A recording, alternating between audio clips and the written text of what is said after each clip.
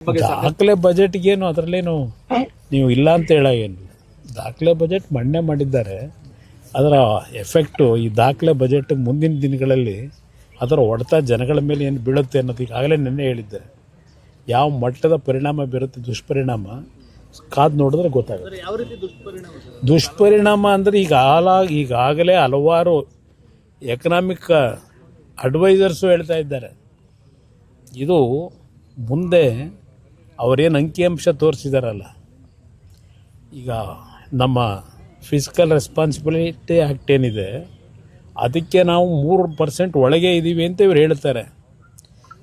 ಕಳೆದ ವಾರ ಇದೇ ರಿಸರ್ವ್ ಬ್ಯಾಂಕ್ನಿಂದ ಕೊಟ್ಟಂಥ ವರದಿ ಪ್ರಕಾರ GDP ಗ್ರೋತ್ ಏನಿದೆ 25% ಒಳಗಿರಬೇಕಲ್ಲ, GDP ಗ್ರೋತ್ನ 25% ಒಳಗೆ ಇವತ್ತು ಅದು ಮೀರಿದೆ. ಬಟ್ ಇವ್ರ ಅಂಕಿಅಂಶದಲ್ಲಿ ಮರೆಮಾಚಿರ್ತಕ್ಕಂಥದ್ದೇನಿದೆ, ಇದರ ಎಫೆಕ್ಟ್ಗಳು ಮುಂದಿನ ದಿನಗಳಲ್ಲಿ ಪ್ರಾರಂಭ ಆಗುತ್ತೆ. ಇಲ್ಲಿ ಕಳೆದ ವರ್ಷವೇ ಕ್ಯಾಪಿಟಲ್ನ ಅಸೆಟ್ನ ಕ್ರಿಯೇಟ್ ಮಾಡಲಿಕ್ಕೆ 73,000 ಕೋಟಿ ಇಟ್ಟಿದ್ರು. ಈ ಮಾರ್ಚ್ ಅಂತಿಮದವರೆಗೆ ಎಷ್ಟು ಖರ್ಚು ಮಾಡ್ತಾರೆ ಅನ್ನೋದು ತೆಗೆಸಿ. ಮಾಹಿತಿ ಇರ್ತಕ್ಕಂಥದ್ದು 50% ಖರ್ಚಾಗಿಲ್ಲ ಕ್ಯಾಪಿಟಲ್ ಎಕ್ಸ್ಪೆಂಡಿಚರು. ರೆವಿನ್ಯೂ ಎಕ್ಸ್ಪೆಂಡಿಚರ್ ಎಷ್ಟು ಹೋಗಿದೆ ಈ ವರ್ಷ? ಮತ್ತೆ 74,000 ಕೋಟಿನೋ 78,000 ಕೋಟಿನೋ ಇಟ್ಟಿದ್ದಾರೆ ಕ್ಯಾಪಿಟಲ್ ಎಕ್ಸ್ಪೆಂಡಿಚರಿಗೆ. ಯಾವ ಗ್ಯಾರಂಟಿ ಇವರು ಖರ್ಚು ಮಾಡ್ತಕ್ಕಂಥದ್ದು ದುಡ್ಡೆಲ್ಲಿಂದ ತರ್ತಾರೆ? ಕೊರತೆ ಇದೆ.